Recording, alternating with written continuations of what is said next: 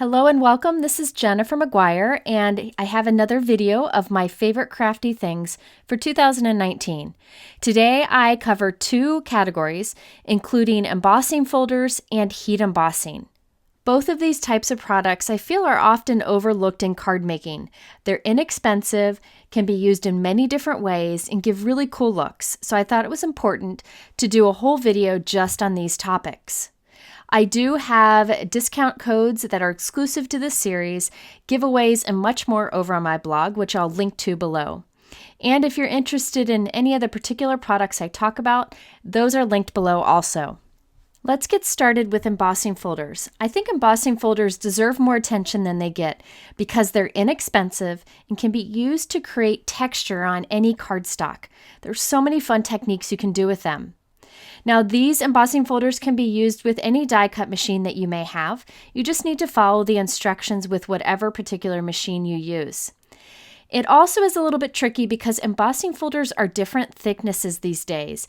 There's 2-dimensional and 3-dimensional embossing folders from different manufacturers, so I encourage you to just test it out with your machine.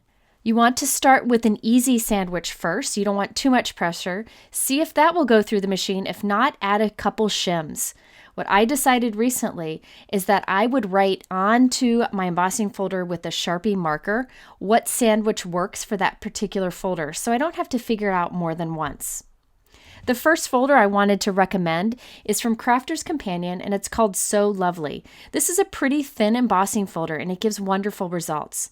You can see the detail it gives, and you can either use the front or the back of the resulting cardstock. And you can use it as waves if you use it upside down. Next, we have from Sunny Studio several different folders. The first is Lots of Dots. This is one of those that would work with a variety of style of cards. Those dots are pretty universal, and you can either use the front or the back. This would be a fun one to lightly apply ink over the raised areas so you could have darker colored dots than the background. Here's an example where I use this folder on white cardstock to add a little bit of interest to the background of a simple card. I feel like that's where embossing folders are best, where they shine the most, when you just want to add some texture that doesn't add too much busyness to a simple card design. Another that I like from Sunny Studio is the Quilted Hearts. And by the way, the reason Sunny Studio embossing folders are on my favorites list is because you can use them on a cardstock piece either horizontal or vertical because they're a bigger square embossing folder. So it gives you more ways to use them and is perfect for any 4 1/4 by 5.5 inch card. Here's an example with this particular embossing folder. I started with glossy cardstock, added some alcohol ink, and once it was dry, I used this embossing folder and sanded away the raised areas, showing the white core of the cardstock. And by the way, I have a link for this video and any other example I show in this video down below in my description. Another from Sunny Studio is the Sunburst. These are fun for creating a focal point on a card. You can put anything there at the center of the card, and you can see the beautiful texture that you get on both sides. I used this folder on this alcohol inked background and did a little bit of sanding on the raised areas just so it would stand out a bit more. Sanding a raised surface of an embossing folder is just another way to make it a little bit more defined and a fun technique to do. Here we have Sunny Studio's Buffalo Plaid. This is one of those that can work with a variety of cards, and you get this subtle buffalo plaid texture onto your cardstock. This particular embossing folder would be fun to ink inside of the folder before running it through, so you can press and ink into the pattern that you create. And I'll link to a video showing how to do that technique here. Next up, we have from Creative Expressions the Marble Embossing folder. This is one of those that would work with a variety of style of cards, and I think it would work great with the technique where you ink up the inside of the embossing folder before putting the paper in and running it through your machine. Lately, 3-dimensional or 3D embossing folders have become very popular. These are much thicker than most embossing folders, so you have to figure out with your particular die cut machine what sandwich works best. But it's definitely worth it because these give incredible 3-dimensional looks. A perfect example of a 3D embossing folder is the Crafter's Companion Geometric Triangles 3D folder. Check out those amazing dimensional results that you get. This folder works on cardstock, as you see here, and on specialty cardstocks. One of my favorite cardstocks to use an embossing folder on is the Tonic holographic cardstock. Check this out. That same folder on that holographic cardstock gives this. It's amazing how this catches the light. So I encourage you to use your embossing folders with different types of specialty cardstock also. There are many new 3D embossing folders, but another that I like is from Crafter's Companion, and this is the Blossoming Lace. This has so much detail to it. So let me show you it up close. You have the flowers that are embossed and even a lace texture in the background. So it has varying degrees of dimension, which really adds to how great this looks on the final card. Another folder with lots of different dimension to it is the Creative Expressions Sublime Swirls 3D folder. You can see that the raised areas are very smooth. So it's not just raised and lowered, but it's kind of in between. So you get a very smooth dimensional look. And my final favorite embossing folder for 2019 is from Memory Box. This is the Heart Bouquet 3D embossing folder. This is super thick, so it gives great dimension. And check out the results. You can see how there are areas that stand up more than others. And you can add a heart die cut to the center there, or you can use the negative space and only allow that heart to show in the center. Many ways you can use this. Such a beautiful embossing folder with lots of detail. So again, if you have never tried embossing folders and you have a die cut machine, I recommend trying them. They're kind of like stencils. There are many techniques you can do with them, and the price point is great, so it's worth checking out. Okay, now let's dive into embossing powders. Now there are so many embossing powders out there. I do suggest getting a high quality embossing powder as it'll give better results, and all of the ones that I show today fit in that category. Also, high-quality embossing powders will last you for a long time. A little goes a long way with embossing powders. The price point is great, so it's worth it to get a good one that will last you for many years. Regardless of the embossing powder you use, there are a couple of tools that I recommend having. One is an anti-static powder tool. I like this powder bag because it lasts a long time, and this is what I've been using for the past year, and I like that I can control how much comes out. I also recommend having Versamark ink, which is just a clear sticky ink, great for embossing, but any embossing ink would work. Now, no matter what kind of embossing powder you use, I also recommend holding your paper flat as you pour the powder on. You'll get much better coverage this way. I like to work over a coffee filter so that I can easily funnel the excess powder back into the jar, and you can reuse that filter over and over. A folded piece of cardstock also works. When you go to do your heat embossing, always let your heat gun warm up for a while before you bring it to the paper. This particular heat gun was already warmed up, so it was good to go. And you just want to keep the heat gun moving so that you don't warp your paper. The heat gun that I use over any other is the Hero Arts heat gun. I think this is being discontinued soon and a newer version is coming out. Either would be great. I've used them both and I like the quality of both. A hot heat gun is very important when doing good embossing. Another tip I wanted to share before we get into my favorite embossing powders is a way to make your heat embossed image even more impressive, and that is to double emboss. So once you've heat embossed, as I have here, you let it cool, you use your anti-static powder tool again, then you stamp the image again with Versamark ink right on top of your heat embossing. Then you add another layer of the same powder and heat set it. This will give smoother, more raised results. It takes a few minutes extra, but if a heat embossed image is the focal point of your card, it is definitely worth it. Also, if you find with your embossing folder that you get bumpy results or not completely solid results, this is a trick to fix that problem. By the way, the embossing powder that I used here is a colored sparkle powder from Brutus Monroe. Gives such beautiful results, and you can see them here. Love those colors. Okay, let's dive into some of my favorites. So in each case, I'm going to use my anti-static powder tool and Versamark ink, and then we'll try out the different embossing powders. First up, we have my favorite clear embossing powder, and that is from Hero Arts.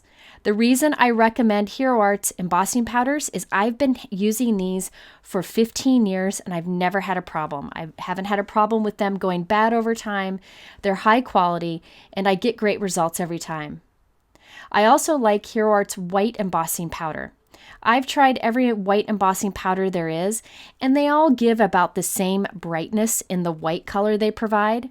And this one, again, is one that has lasted me for a long time. Another embossing powder you've probably seen me use in videos often is the Hero Arts Satin Pearl Embossing Powder. What's cool about this powder is it gives a metallic pearly look to whatever color's behind it. So in this case, we'll get like a blue metallic look. If you use that on white, you just get a little pearly shine to it. So it's great for tone-on-tone backgrounds or to make a die cut or stamped image look a little more special. And by the way, these 3 powders I have in a bigger container with a couple jars in there. I have a little triangle tray. These triangle trays are wonderful for scooping up the powder and pouring them on your paper. You could use a little spoon or a piece of paper to do this. But this triangle tray, watch, it's easy to just pour along a large area of your paper at once so that you can get good coverage. I just find it handy. These are the same trays that I use when I'm using little gemstones to keep them all contained too. Now for gold and silver embossing powders, I still reach for Hero Arts because again, they've lasted a long time. And I like the smooth true gold and true silver that I get from them. However, there are many brands out there that have gorgeous gold and silver. So I encourage you to check them out. Ranger has great powders. So does Wow, Brutus Monroe, Simon Says Stamp, and Hero Arts. But I think these few that I've mentioned so far are really good universal ones to have for any card making. Next, I wanted to share a few unique embossing powders that I think give fun results and are definitely worth checking out. First, we have from Brutus Monroe the Gadgets and Gizmos embossing powder. This embossing powder gives a nice dark silver platinum look. I recently purchased a bunch of his powders and I've been very impressed with the crisp results that you get and the beautiful colors. Now you can see when I heat emboss this, there's like some silver around the image. Don't worry, when that's cooled down, you can just wipe that away and you end up with a perfect crisp result. Now I wasn't careful and I did not use my anti-static powder tool before this. So you can see I got some embossing powder off on the right there. What I do is I use my creative detailer tool to just simply erase that embossing powder and we can get a great result then. It's a great way to fix embossing mistakes. Here you can see the beautiful dark silver shine you get with this particular powder. And by the way, if you don't have that creative detailer tool and you have excess embossing powder heat embossed on your cardstock, you can just use a craft knife to carefully scrape it away. Next up, we have the Brutus Monroe Fairy Dust Embossing Powder. This is a clear embossing powder that has some sparkle to it. It's like an iridescent glitter inside of it. So here you can see what it looks like heat embossed. The glitter has a little bit of color to it, iridescent color to it, that picks up whatever cardstock color you used. I do have a second clear iridescent sparkle embossing powder that I like, and I'm going to go ahead and stamp it and heat emboss it right on the same swatch. This is the Judican Sparkle embossing powder that I've used for years. This has a lot more iridescent sparkle to it. So depending on the look that you want, there are 2 different options for you. The Brutus Monroe has a little less sparkle, so you can see more of the image, whereas the Judican Sparkle has a lot more sparkle to it, which is great for, say, covering a die cut with lots of sparkle that won't rub off. Now, if I am looking for a black heat embossed image, I usually use a black pigment ink and clear heat emboss, which I'll show you later. However, if I want some sparkle to it, I really like this Raven Sparkle from Brutus Monroe. It's super dark black with lots of shimmer to it. It makes a simple black heat embossed sentiment stand out even more. If you like very glittery, metallic looking embossing powders, there are 2 that I recommend. They are Wow embossing powders in the silver sparkle and in the gold sparkle. I've used these for many years and man, 1 bottle of Wow embossing powder lasts you for a long time. Here's a comparison between a regular silver embossing powder on the left and the sparkle embossing powder on the right. You can see it adds a lot more shine. And then here is the gold sparkle version. One specialty embossing powder from Wow that knocked my socks off this year is called 101. This has big chunks of white and black embossing powder. For this, I like to make sure I get good coverage and cover my entire stamped image. Once I have that done, I heat it up from behind because I don't want to blow away the bigger chunks of embossing powder. And watch, you can see how it melts through the paper. That heat from the back melts it perfectly. And you end up with this black and white image. This is so cool for solid stamped images, but even cooler to cover a die cut with. Check it out. So you can see it's called 101 because it kind of looks like a Dalmatian. And by the way, if you see stray bits of embossing powder around the images, that's because I didn't use my anti-static powder tool on all of these examples just to save time. Okay, next up we have the Brutus Monroe Milky Way. This also has a mix of powder, so you want to make sure you get really good coverage. Once again, I'm going to heat set this from behind first so that we can start the melting process, and then I will move the heat gun to the front. If you're doing a lot of heat, I recommend using tweezers or a clothespin to hold the paper so you don't burn your fingers. Here you can see how that powder melts, and it gives you a platinum silver look with black specks. It's so cool looking. You can see how nice and thick this is. Great for covering die cuts or creating your own metallic embellishment by layering die cuts and putting this on top. If you like these specialty embossing powders, I recommend taking a closer look at the collection from WOW. They have so many different colors of specialty embossing powders with different glitters in it, different color mixes. There are so many. So if you like those, check them out. The price point is great. I have a few more very unique embossing powders for you. This is the Brutus Monroe Night Shift collection. I got these 4 powders together, and they are 4 different tinted embossing powders that shift color in the light. So if you tilt them one way, they almost look like a black embossing powder, black metallic. But if you tilt them another way, they pick up a little color in the light. Such a unique look, and it's really a great way to make a focal point image or a sentiment really stand out a bit more.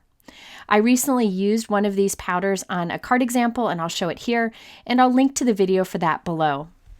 One last unique powder is from Brutus Monroe also. This is the Marshmallow Puff.